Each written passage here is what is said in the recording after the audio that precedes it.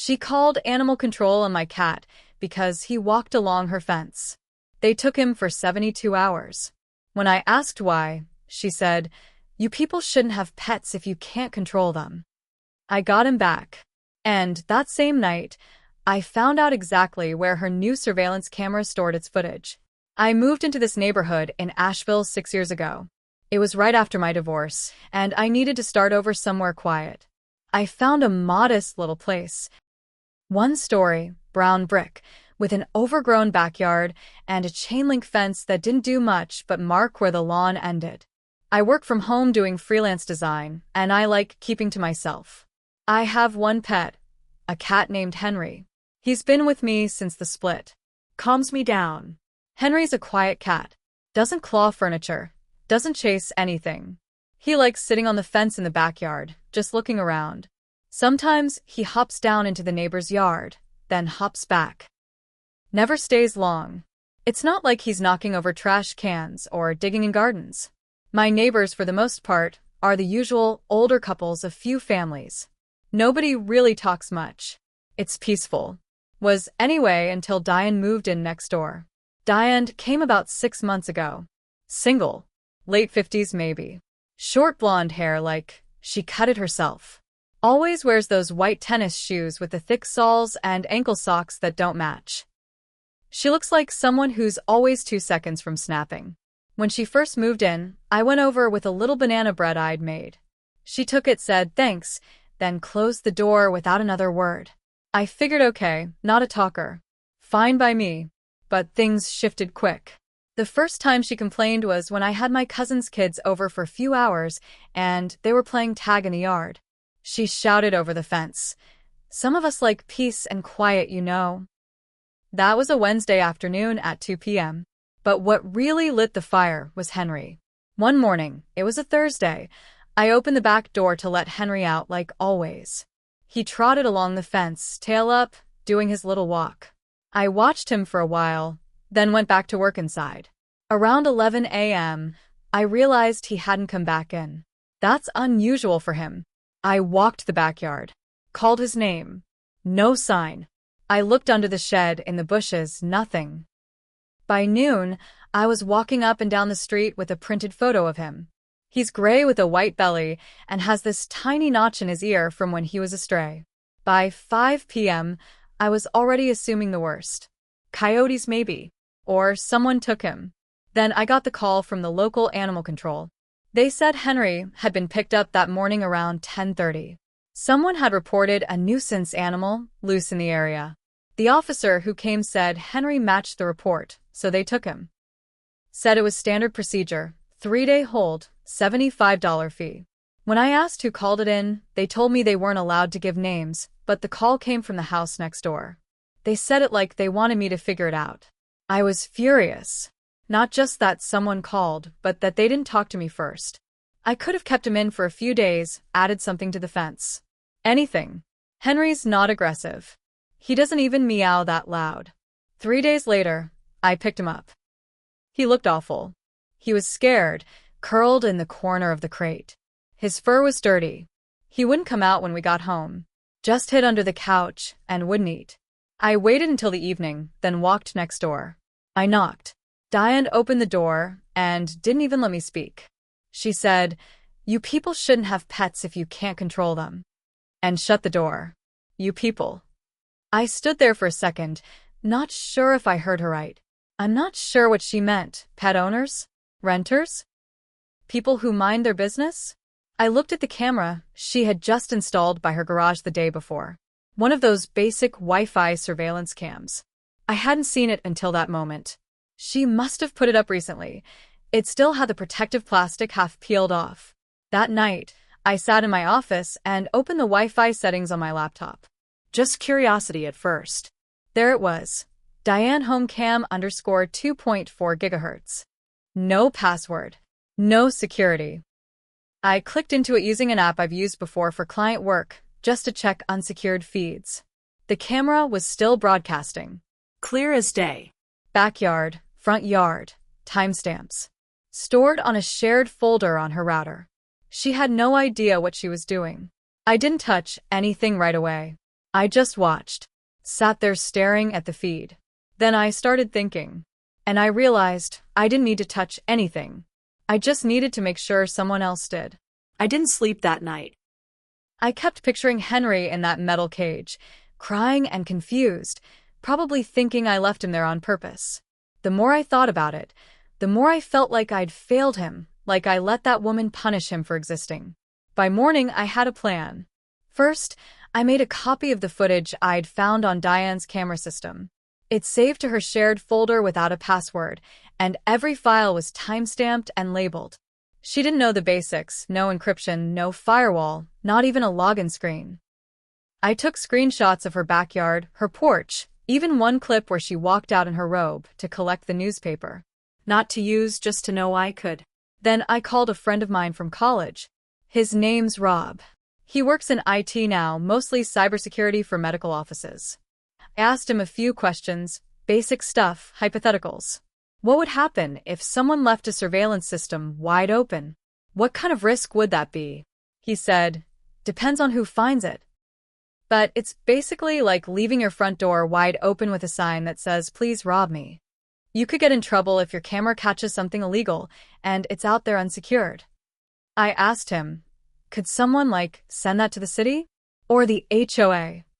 He paused. They'd have to prove something shady was on it. Or prove it was a risk to neighbors. That's when it clicked. I didn't need revenge in the way people think. I didn't need to break anything or scream or argue. I just needed to make Diane look like the kind of person she actually was. The next day, I watched her routine through her own feed. 7:15 a.m., she comes outside, waters her sad little rose bushes, then checks her mail, even if there's nothing in it. Around 11 a.m., she goes for a walk, same route every day, around the block, crosses over to the next cul-de-sac, then back. So that night, I set up an old Bluetooth speaker in my shed, facing the fence. I queued up an hour of dog barking sounds, just low enough to be annoying but not loud enough to seem fake. I triggered it on a timer right around 10:45 a.m., when she usually left for her walk. She came storming back early, marched around her yard, yelling, "Who's got that damn mud out again?" I watched it all on her own camera. That afternoon, I copied the footage, her yelling, stomping, swearing, and sent it anonymously to our neighborhood association's email with a note. Concerned neighbor. Thought you should be aware of this individual's behavior, especially since she has surveillance footage stored openly on her network. Anyone can access it. Huge liability. I signed it resident. A week passed. I didn't hear anything, but I saw changes. First, a new sign went up on Diane's lawn. Private property, no trespassing, cameras recording. Then I saw her on the phone outside, pacing. Looked like she was talking to someone official. 2 days later, her camera was gone. Not just turned, gone. And then I saw a tech van out front. She had someone over, probably fixing what she didn't understand. But it was already too late. By then, I had already shared the clip with a few others on the block, the ones with small kids or loud dogs or just enough common sense to not like being watched. People started avoiding her. Stopped waving. Some crossed the street rather than pass her driveway. Someone egged her car 2 nights later. I wasn't involved. I didn't even see who did it. But I wasn't surprised. Henry went back to walking the fence. She never said a word again. But I wasn't done yet. Because then, one night, I saw something new on her camera feed. Something that changed everything I thought I knew about Diane. It was just past 2 a.m. on a Thursday when I saw it. I couldn't sleep. I was sitting at my desk, half watching an old movie on mute and checking emails when I remembered. Diane still hadn't locked down her camera feed. I opened the viewer, expecting to see nothing. Maybe a few bugs buzzing by the motion light. But then her backyard camera flickered. A shadow moved past the back gate. I leaned in. A man. Tall, wearing a hoodie, walking like he belonged there. He didn't look around, didn't hesitate. He had keys. He went straight for her side door and let himself in. It was 2:08 a.m. I sat frozen for a minute, not sure what I was seeing. She lived alone. I'd never seen anyone visit her, ever. This guy wasn't just stopping by, he had keys, and he didn't turn on a light inside. The camera didn't pick up any noise, just the movement and the timestamp. At 2:36, he came back out with a duffel bag. He slung it over his shoulder like it weighed nothing, locked the door behind him, and left the way he came in. I recorded it. For the next week, I checked the feed every night. No one came. Nothing happened. Diane acted normal, if a little more on edge. I saw her putting in new blinds. She stopped walking the block. She started parking her car in the garage instead of the driveway. Then I got the letter. It was from the HOA. A formal warning. Apparently, someone had complained about me. Claimed I was harassing Diane by letting my cat roam too close to her property. That I had manipulated surveillance footage and distributed private media without consent. I laughed when I read it. She was trying to flip the story now. Pretend she was the victim. That she hadn't been the one to get Henry taken, or make those little remarks, or leave her network completely unsecured. I wrote a polite response. Attached a copy of the footage showing her own words, her own yelling. Reminded them that her unsecured network posed a threat to everyone's privacy, not just mine. I didn't mention the man at 2 a.m., but I did some digging. I went back through every clip from the last 2 months. Eventually, I found him again. Same man. Same time, around 2:15 a.m. Once every couple of weeks. Always in and out within 30 minutes. Always carrying something on the way out. Then one day, I saw Diane leave with him. Middle of the day. No hoodie, no hiding.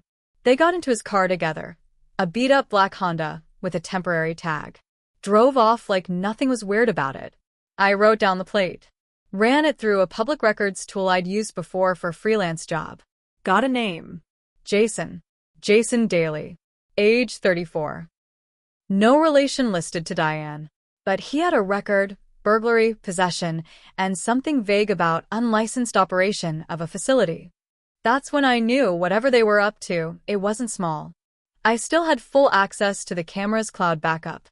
So I started compiling clips. Every visit. Every time Jason showed up, every time Diane gave him something, every single odd movement after midnight. And then I noticed something worse. The man didn't just take things out. Sometimes he brought things in. One clip showed him carrying a long case, like a rifle bag. Another time it looked like chemicals, clear jugs with no labels. He'd slip them into her garage and disappear for almost an hour. I started sleeping with the lights on. I kept Henry inside, all week. I didn't know what she was involved in. Drugs? Guns? Some kind of side hustle that needed hiding? But I knew one thing. Diane called the cops on my cat for walking on a fence.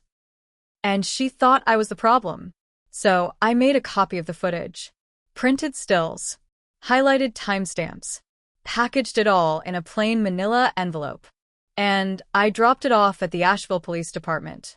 No name. No return address. Just a note that said, "This camera is unsecured. Anyone can see what's happening at 312 Greenleaf Drive." 3 days later, Diane's house was raided. They showed up just after noon. 3 unmarked cars. 1 cruiser. No sirens.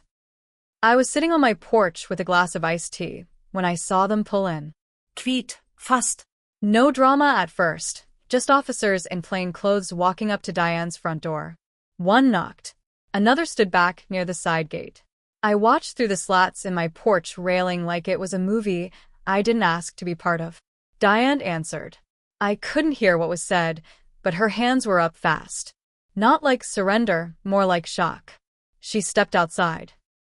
They walked her to the edge of her porch and told her to sit.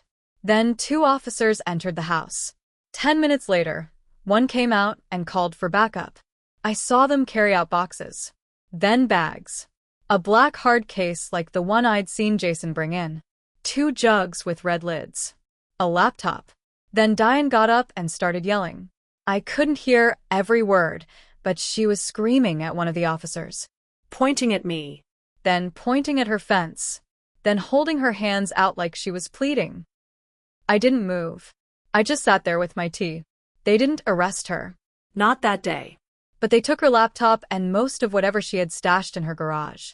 Jason didn't show up again. His car vanished.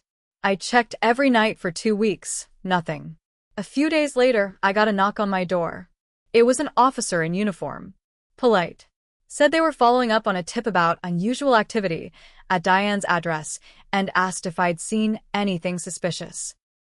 I just said, well, my cat got picked up by animal control last month. Neighbor reported him. Said he was a nuisance. Might have been the same neighbor. Hard to say. He smirked, took a few notes, thanked me and left. The neighborhood shifted after that. Diane kept herself even more. No more yelling over fences. No more walks. Her lawn grew wild. Her porch light stayed on all day like she forgot it was there. One morning, I saw her loading her car with cardboard boxes. Clothes. A printer. She didn't look at me once. Just slammed her trunk and drove off. The house went dark after that. Empty. No for sale sign. No moving truck. Just like she ghosted the place. A few neighbors asked what happened. I shrugged. She said my cat was the problem, I told them. But even with her gone, I couldn't let go of it. Because in the last set of footage, right before the raid, I saw something I hadn't noticed before. Jason wasn't just taking things. In one clip, he opened her freezer, pulled something out, and packed it into a cooler. He opened it for a second. And whatever was inside, it looked like money. Banded stacks. Dozens of them. That's when I realized Diane wasn't angry at the world. She was hiding something. And Henry just walking that fence was the only reason I ever saw it.